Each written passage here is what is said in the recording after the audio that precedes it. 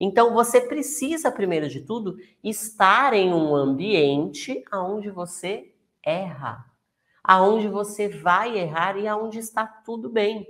Por quê? Porque isso significa que você vai falar errado a vida inteira?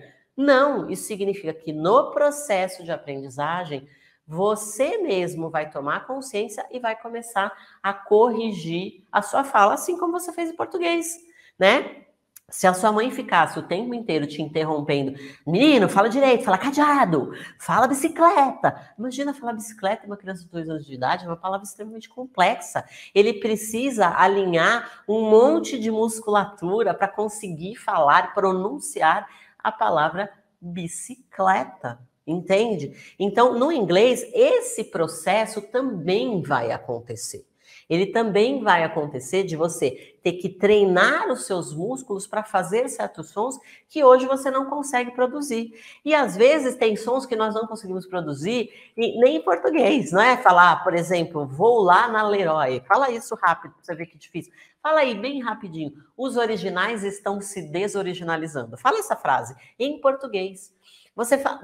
Quando você fala, saiu aí os originais estão se delolizando. O que aconteceu com a sua língua? Ela travou, ela fez um movimento estranho, porque você não está acostumado a falar isso, entende? Então você precisa dar aquela respirada, você precisa encaixar a musculatura para sair. E às vezes a gente fala um pouquinho mais devagar, né? Os originais estão se desoriginalizando para sair e depois a gente vai para os originais estão se desoriginalizando. Então entenda que esse processo do errar, ele vai acontecer e ele vai fazer parte por muito tempo, talvez, quiçá, a vida inteira, tá? Eu tenho muita experiência em falar português, tenho muita experiência de falar espanhol, tenho muita experiência falando inglês, e isso não significa que eu não erro.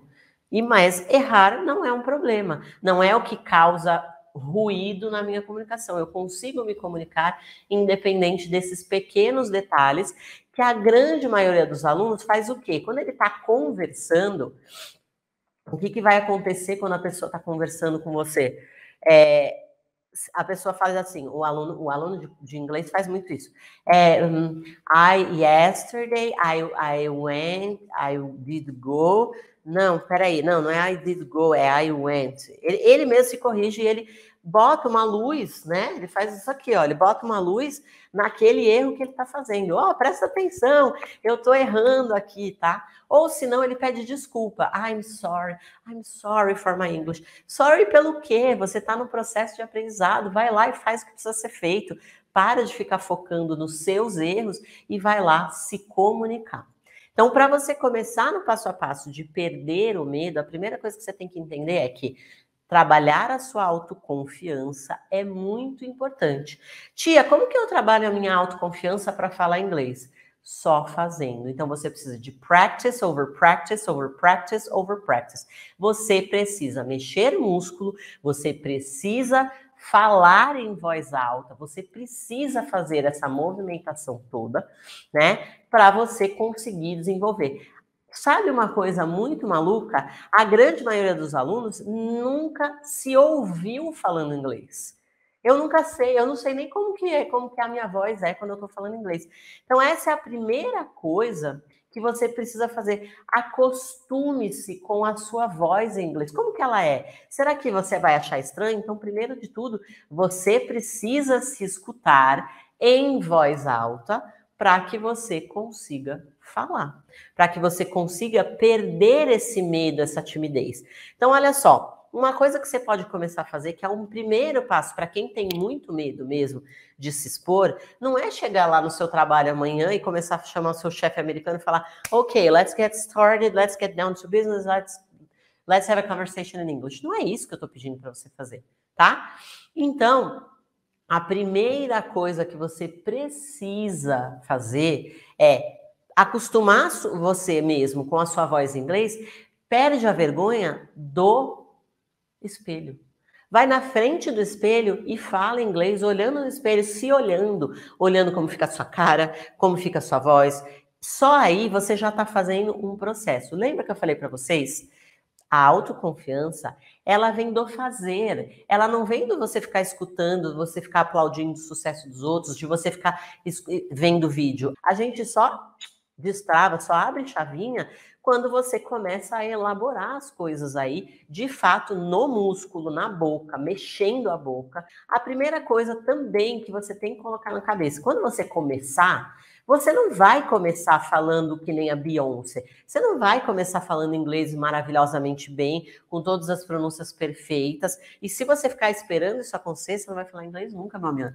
Não vai, meu amigo, não vai falar. Você vai ficar esperando, vai ficar aplaudindo os outros, vai vir um cara que vai ter coragem, mais coragem do que você, e vai tomar aquilo que é seu, a sua vaga de emprego, vai viajar no seu lugar, vai morar fora no seu lugar, e você podia estar fazendo tudo aquilo enquanto você está aí se segurando loucamente no seu medo.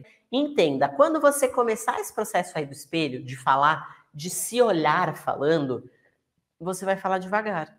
Tem alguma coisa errada com isso? Não, é para falar devagar primeiro. Que a criança não comece a falar: olá, senhora mamãe, gostaria de tomar leite na mamadeira. Por favor, aqueça-o. A criança não fala assim com a mãe dela. Não é verdade? Galera, presta atenção. A criança começa falando palavras, sons primeiro, balbuciando sons.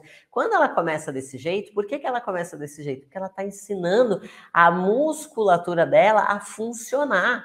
Ela está entendendo como é que funciona o aparelho. Ela tem como se fosse um instrumento. Nós temos a nossa boca é um instrumento, então ela está afinando aquele instrumento para começar a falar. Então não pense você que a primeira vez que você fizer esse exercício de se olhar e começar a fazer um diálogo com você mesmo, né, em inglês, que vai sair tudo lindo, maravilhoso. Vai sair feio e é para você não gostar mesmo, porque se você gostar, se der certo de primeira, você não tem nada para melhorar, você já está ótimo, está destravado, você nem precisa estar aqui.